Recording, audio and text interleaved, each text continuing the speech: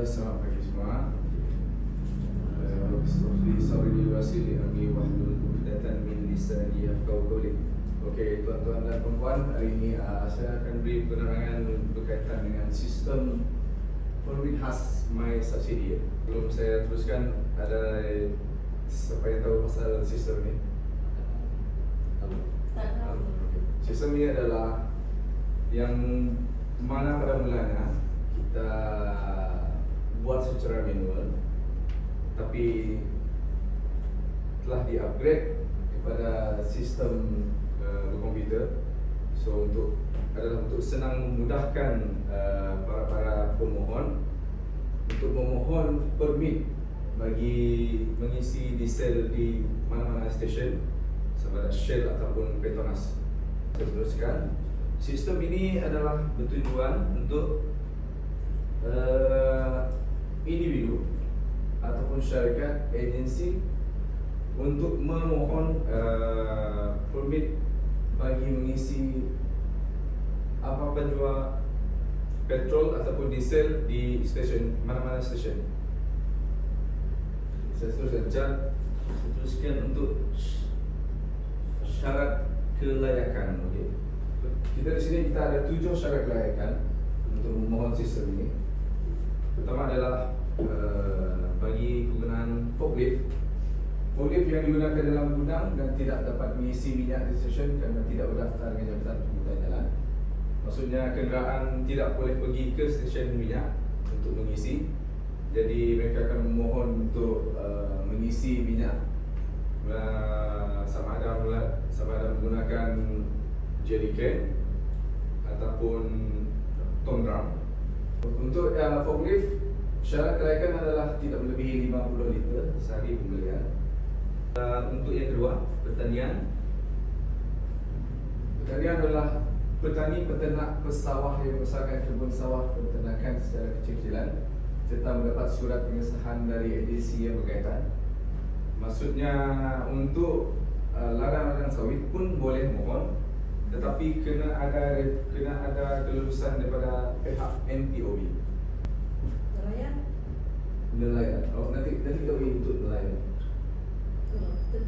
Untuk pengusaha industri makanan, memproses makanan adalah tidak melebihi 100 liter sehari pembelian. Betul, pengusaha industri makanan tu macam untuk industri makanan, apa-apa yang melibatkan proses pembuatan yang menggunakan minyak diesel. Contoh macam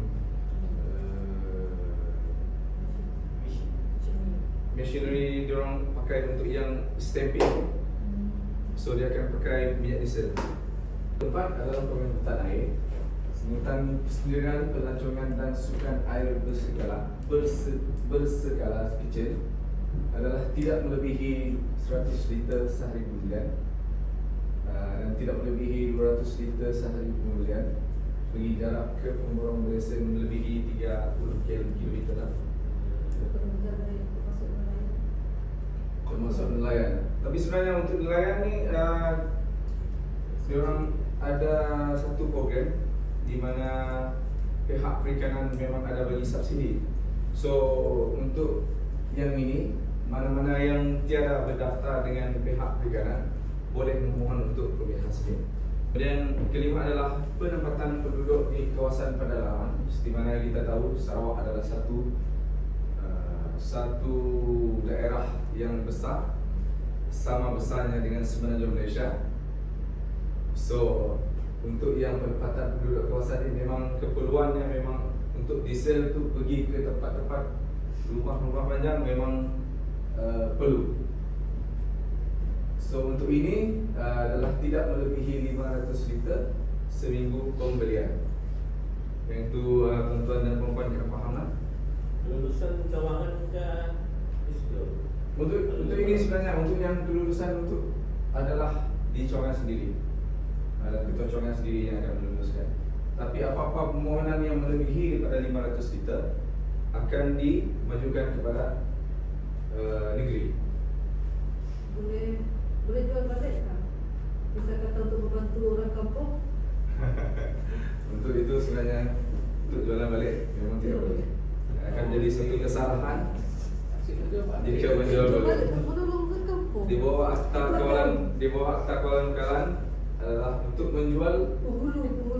kena ada lesen menjual. Kemudian adalah rekreasi air. Untuk di dulu rasanya rekreasi air memang tiada, tapi mungkin yang akan datang mungkin akan ada. So 50 liter saja untuk sekali pembelian. Kemudian untuk bantuan kecemasan, misi menyelamat bangsa kemalangan, hilang kecelakaan. Apa-apa agensi yang dalam skop penyelamatan, contohnya APM, bomba ataupun lagi yang menyelamat ATM menyelamat ATM. Untuk yang ini tidak melebihi 500 liter seminggu kemudian. Tapi yang untuk yang ketujuh ni adalah dimaklumkan apa-apa permohonan yang melibatkan di bahagian nombor 7 ni perlu dimajukan ke pihak negeri untuk kelulusan, bukan cawangan yang akan diluluskan. Penerangan ini adalah bertujuan untuk tuan-tuan dan puan-puan yang bekerja di bahagian kaunter untuk faham memberi penerangan kepada para pemohon.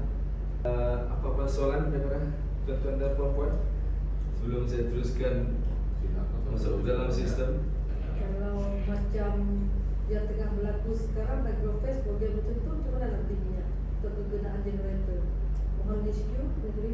Untuk yang permohonan daripada melibatkan G2G, government to government, dia kena melalui negeri. Tapi permohonan kena dihantar kepada bahagian B dulu. Dan kita akan submit ke Kuching. Kuching sama ada dia akan luluskan ataupun tidak. So baru kita akan keluarkan satu permit untuk pembelian minyak tersebut lah. Okay, untuk yang manual pengguna, cara-cara memohon, sebenarnya sebelum ni memang kita pakai borang manual sebelum ni untuk yang permohonan ni, tapi agak sukar sikit lah. So sistem ni di upgrade untuk memudahkan permohonan, untuk memudahkan pemohon untuk memohon permit inilah. Tak kisah dari mana dia mohon, sama ada daripada Bintulu sendiri, Miri, Limbang, Lawas, dia boleh mohon melalui sistem ini lah. Untuk status sekiranya ada permasalahan berkaitan dengan permit khas ni, so tuan-tuan dan puan-puan boleh menasihat ataupun memberi cadangan untuk pemohon menghubungi nombor telefon di seperti di atas lah untuk sistem ini, sebab semuanya memang dah disediakan. So tuan-tuan puan-puan yang kena terangkan kepada para pemohon untuk selesaikan masalah mereka lah, macam mana cara dia untuk sistem ni. So untuk cawangan, sistem ini hanya ketua cawangan dan seorang penyokong saja yang boleh akses untuk sistem ini. Salah satunya adalah saya sendiri. Untuk pergi masuk ke dalam sistem ini, saya cuba buka untuk saya terangkan macam mana sistem ini beroperasi. Okey, di sini. Okey, untuk sistem ini di sini kita dapat tengok untuk bahagian sebelah kanan kita ada laman utama, permohonan baru manual, pembaharuan manual, permohonan baru, permohonan pembaharuan, permohonan kelulusan khas, laporan dan manual program penguasaan. Sebenarnya semua ini adalah daripada sistem yang sebelum ini lah, yang manual yang kita jalankan. Tapi ini dia memudahkan lagi lah untuk pemohon untuk akses benda ni. So sebab sekarang ni kan zaman IT, so ada canggih sikit lah. Orang kampung. Orang kampung. Oh, okey, untuk orang kampung, sekiranya orang kampung yang ada masalah, masalah untuk memohon, tuan-tuan dan puan-puan boleh guide untuk cara macam mana cara-cara berdiorang memohon. Suatu saya bagi perangan untuk yang sistem ini. Untuk yang sebelah kanan kita boleh tengok ada 18 permohonan baru. Ini adalah contoh pemohon-pemohon yang telah menghantar permohonan. Okey, untuk makluman tuan-tuan dan puan juga. Untuk permohonan ini adalah dia tidak terhad. Dia boleh mohon betul ataupun disel untuk permohonan ini lah. Satu permit berapa sesinya? Oh, bagus soalan. Untuk satu permit adalah satu stesen untuk satu permit. Boleh lebih. Tidak boleh lebih. Tidak boleh lebih, tuan-tuan. Ini adalah yang diorang permohonan daripada pemohon lah yang dah disubmit. Saya bagi contoh untuk yang macam mana yang telah diluluskan. Bagaimana untuk yang telah diluluskan? Yang diluluskan, kita boleh tengok dekat sini di status.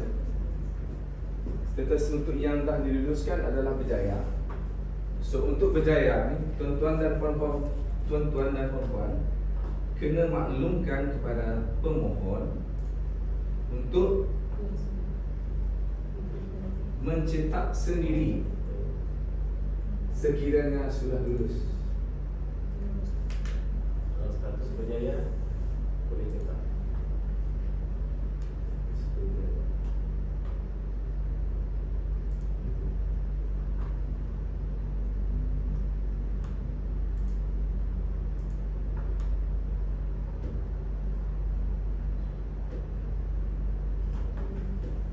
Okey, untuk ini tuan-tuan kena maklumkan kepada pemohon sekiranya sudah diluluskan untuk kelulusan permit tersebut. Pemohon kena cetak sendiri untuk permit tersebut. Ini adalah contoh permohonan yang telah diluluskan. Salah satunya.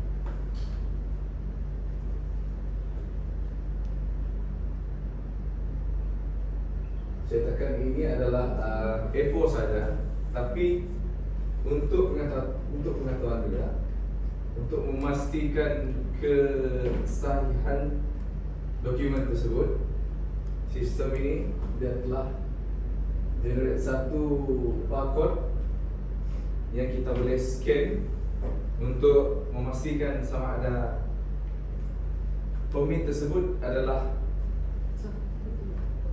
bukan tiruan, adalah original. Macam mana nak tahu kalau pemohon tu print berkali-kali lah? Print berkali-kali. Tidak ada masalah untuk ia pemohon print berkali-kali. Nanti dia mesti dalam sehari 2-3 kali. Itu atas tindakan tuan-tuan dan puan-puan. Tuan-tuan, Tak ada tulis salinan pertama, salinan kedua kan?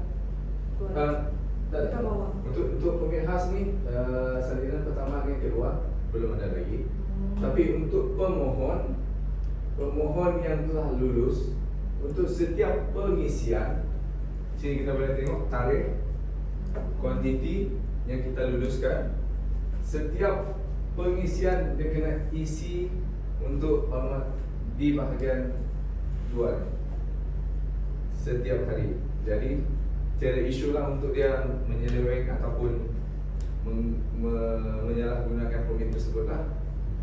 Nanti nak renew ini upload tak? Nak renew upload. Untuk sistem ini tidak perlu sebenarnya untuk yang upload ni. Sekiranya page ini sudah habis, boleh suggest kepada pemohon untuk print banyak sikit lah dia punya apa tu yang bahagian ni. Sebab kelulusan ni untuk kelulusan ni kita boleh bagi 6 bulan ke 1 tahun untuk kelulusan ni. Tapi tidak mungkin lah dia akan pakai satu saja bahagian untuk yang chop-chop dekat stesen tu lah. Tapi dekat sini memang perlu chop daripada stesen lah untuk membuktikan dia memang ada mengisi. sekiranya pemohon tidak mengisi bahagian COP ini, tuan-tuan dan puan-puan boleh usulkan untuk batalkan permit tersebut.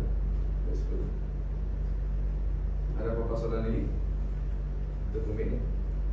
So fahamlah dari segi bentuk permit ni lah. Kita boleh lihat permohonan untuk diesel diluluskan sebanyak 200 liter harian. Harian maksudnya satu hari dia boleh ambil 200 saja untuk diikut permit. Dan syarikat, contoh syarikat yang dia kena isi adalah di bahagian alamat stesen minyak ni saja.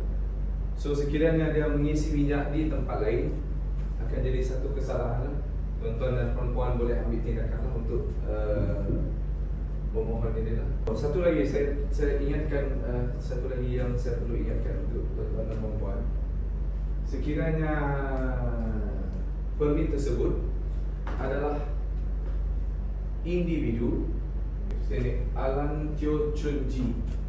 Sekiranya permit ini adalah individu dan permit ini digunakan pakai oleh orang lain selain daripada Alan Teo Chun Ji, adalah akan menjadi satu kesalahan kepada Alan ini, sebab permit ini syaratnya tidak boleh digunakan pakai oleh orang lain selain daripada pemohon itu sendirilah. Jadi waktu isi minyak tu juga isi. terpulang kepada stesen sebenarnya. Tapi semasa pemeriksaan tuan-tuan dan perempuan boleh meminta ataupun melakukan pemeriksaan. Kalau ada surat kuasa dari Alan, dia suruh orang lain. Untuk individu kita memang tidak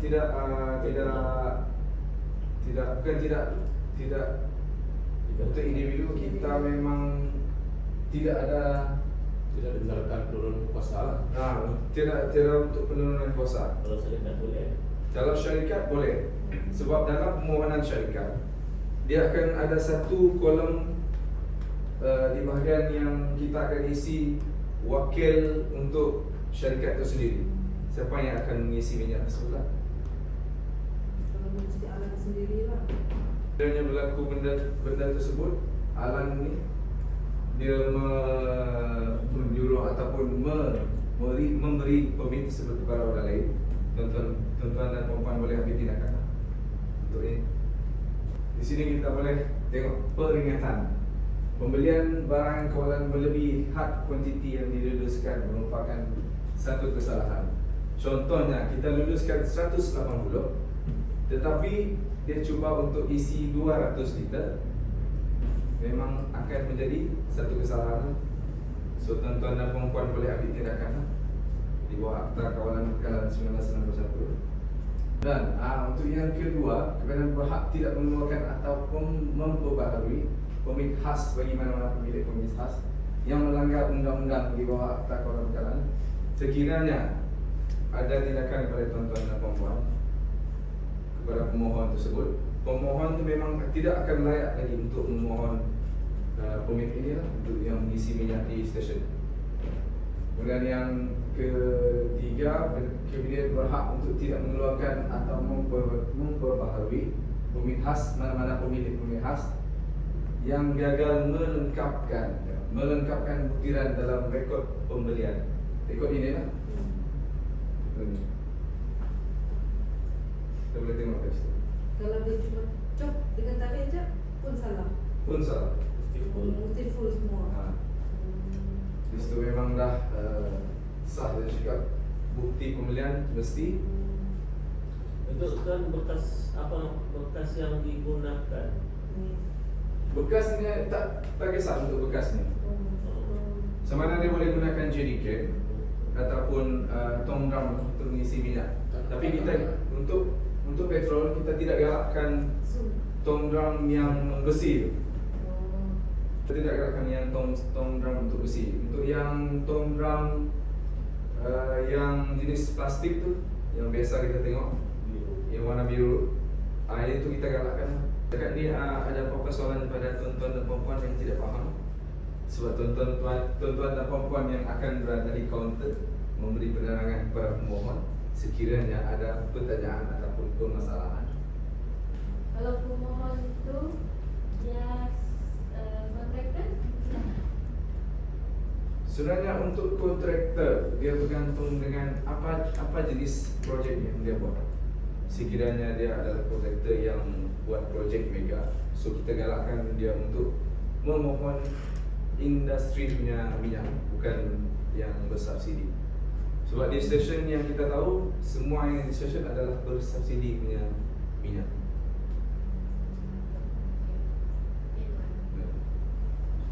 Bagus soalan. Ada lagi soalan daripada tuan-tuan dan puan-puan? Dalam petani yang betul-betul berbuah petani, tapi tak ada IPOB, macam mana? Untuk petani, untuk petani, Yang betul-betul pedalaman. betul-betul pedalaman. Untuk petani, Memang tak ada IPOB.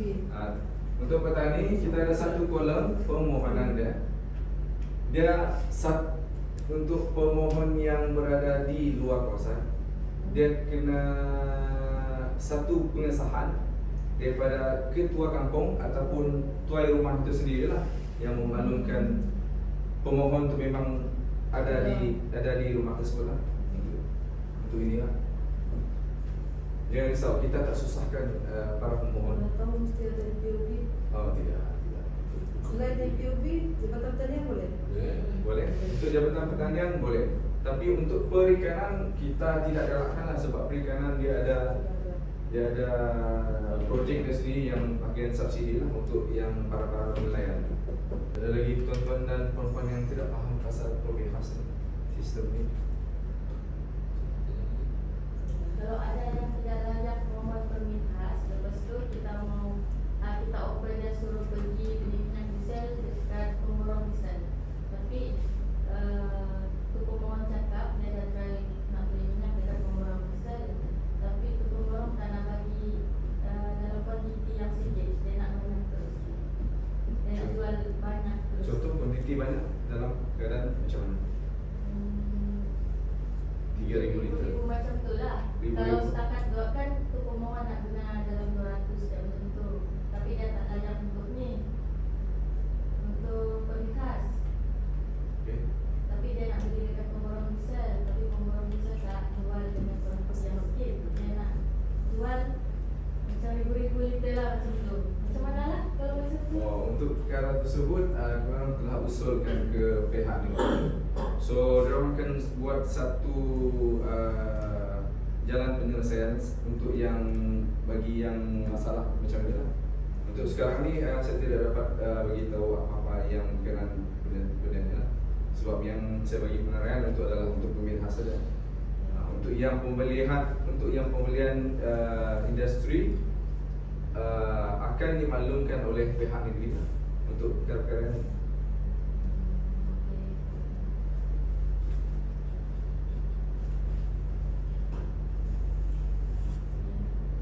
Okay, cukup setakat ini. Ada apa-apa yang tuan-tuan dan puan-puan tidak faham lagi? Okay, untuk pendaftaran ni, individu, syarikat, agensi boleh memohon. Agensi, kita ada beberapa agensi lah yang boleh memohon untuk mengisi minyak di stesen minyak. Apa dokumen kalau agensi macam BDA nak mohon, jadi BDA. macam pendaftaran yang ID, letak apa lah? Untuk yang agensi memang kita ada senarai pemohon. Kat sini kita boleh tengok contoh Kementerian Bomba Perdalaman, Kementerian Kesihatan. So mana-mana agensi yang memerlukan ad hoc punya permohonan, so dia boleh mohon dekat sini lah. Dokumen apa lah yang perlu di-attach? Apa dokumen? Untuk dokumen dia kena ada surat daripada ketua jabatan masing-masing. Agensi lah. Surat lah. Kalau peniaga, ter-essay, macam kalau kementerian apa lah? Surat tu lah.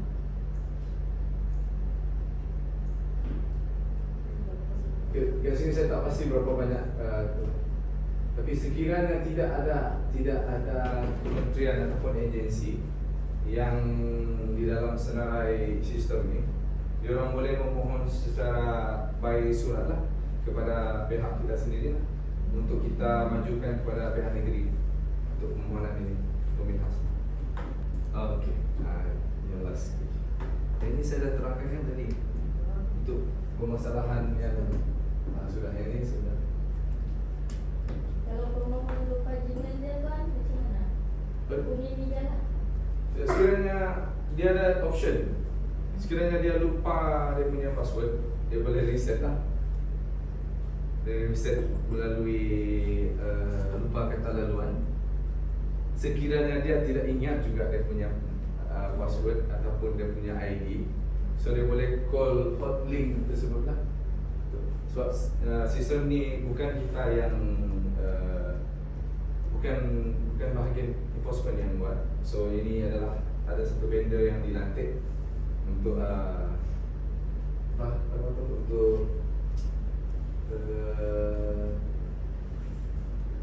untuk sebarang apa-apa permasalahan dengan sistem ni lah.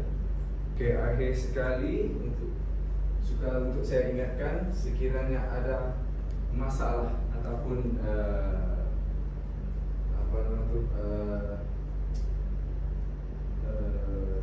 pemohon sengaja melakukan kesalahan, tuan-tuan dan puan-puan boleh ambil tindakan di bawah Akta Kawalan Negara 1961 dan showkan untuk permit tersebut dibatalkan.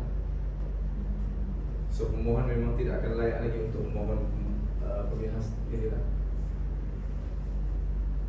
Okay, ada apa-apa soalan lagi sebelum saya tamatkan saya punya penerangan pada hari ini?